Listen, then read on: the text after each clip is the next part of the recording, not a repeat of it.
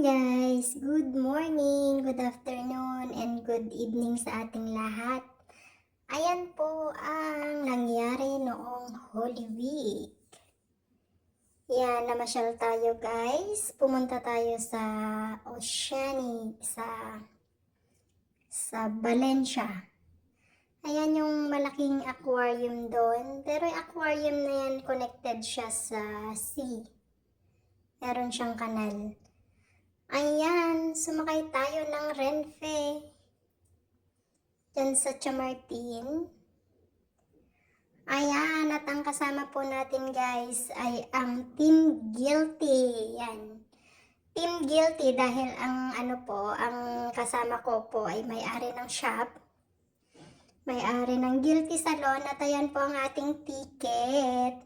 Nagkakahalaga po siya ng 74 euros. Ayan guys, nagta-travel na tayo. Ayan, bigla na tayo nakarating sa Valencia. Yan, pagbaba po natin yan, paglabas po natin ng tren. Ayan po ang paligid. Ayan, kumakaway na si Madam Bambi, tara na daw. Ayan guys, napakaganda po ang view. Yan, nakasakay tayo sa loob ng taxi. Papunta na tayo sa ating patutunguhan. Pero before that guys, yung pagpunta natin sa pinakamagandang lugar na pasyalan sa Valencia ay tayo muna ay mag coffee. Ayan, nakasakay pa rin tayo sa taxi. Yan ang magagandang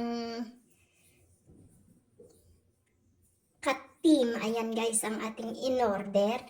Ayan, ang ate kong maganda sa ate Eloisa. Yan po ang Team Guilty. Yan ang ating agahan. Ayan, kasarap ng sip-sip naman ni Madam. Ayan si ate Eloisa, ang mami ni Madam Banti.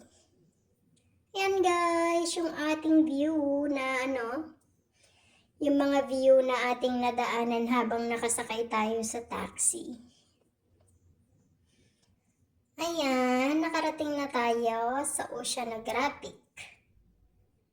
Ayan, nag-e-enjoy sa Ate Eloisa at nag-e-enjoy kaming lahat. Ayan, pumasok na tayo guys. Ang ating ticket dyan ay nagkakahalaga ng 44 euros per head. Ayan, nakapasok na tayo sa loob. Yan ang ating makikita sa loob. Ayan, mga pawikang naglalango yan. Ayan, ang ating sea lion. Ayan, nagmamagaling siya. Magaling daw siyang lumangoy. At yan naman guys, ang tinatawag na kanaway sa Pilipinas.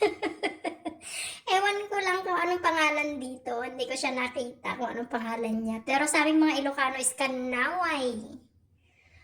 Ayan, isa rin siyang klase ng kanaway. Pero kulay red siya. Ang ganda-ganda niya. Ayan. Nakakulong sila sa isang net. Ayan guys, nasa loob na tayo ng aquarium. Yan ang makikita natin, masarap ipaksiw. Ayan Pero bawal. Bawal yan iluto. Dahil sila ang nagbibigay ng magandang tourist attraction sa loob ng aquarium guys. Ayan ang stingray. Takot daw ang mangkukulam dyan sa kanyang buntot. Ayan naman, isa pang shark yun. Yan, stingray din. At makikita mo, may stingray pa din dun sa baba. Ayan ang shark. Yan po ang pating. Ala guys, dapat wag nating hinuhuli ang pating. Wag natin siyang kinakatay kasi nagpro-produce siya ng mga babies. Ayan, tinan nyo guys, kapag buntis ang pating. Nakakaawa naman siya kapag buntis na makukuha siya ng mga mangingisda, di ba? Ayan guys, malapit na tayong lumabas sa aquarium na yan.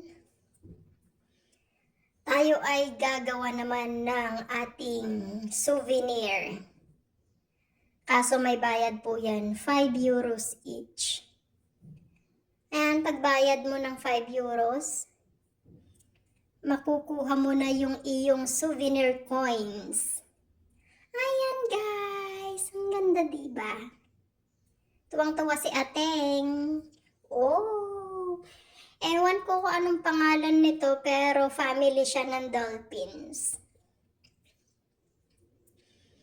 Diba ang cute? Ang sarap niyang pisil-pisilin. Pag pwede lang siyang hawakan, parang ang sarap niyang yakatin. Ayan guys, kung may time kayo, pumasyal din po kayo dyan sa Oceanographic sa Valencia na matatagpuan sa Valencia guys. From Madrid, 1 hour and a half po ang travel. Sasakay po mismo ng ng train. Ayan naman, may siya, meron siyang, anong tawag dito? Meron siyang snow na hindi naman totally snow kasi mamamatay sila kapag hindi siya malamig. Kapag hindi malamig yung kanilang kinaroroonan. Ayan guys, nakakatuwa, nakaka-relax, na kahit paminsan-minsan ay nakakapasyal, nakakapag-recharge. Na kahit na araw-araw ang trabaho, kailangan pa rin nating mag-relax. Ayan ang buhayang tulog. Yan guys, nihintay namin siyang gumising kaso hindi siya nagising. Takot yata siya sa amin. At ayan naman guys, ang mga Ninja Turtles. Mga turtle, ayan, sila yung nagbubunong ano ba yan? Parang nagbubunong braso sila. Gusto niyang itaob yung kanyang kasama. Ayan guys, ang ating nakita sa Valencia, sa ating pamamasyal doon. Sana makarating din kayo doon guys, para makapag-relax. Makabanding nyo inyong mga friendship. Ayan, malapit na tayong matapos at maraming salamat po sa panonood sa inyong ating vlogs. Yan, thank you for watching and to God be the glory. Adios! Maraming salamat po sa panonood. Ang inyong ating sa Madrid. Bye!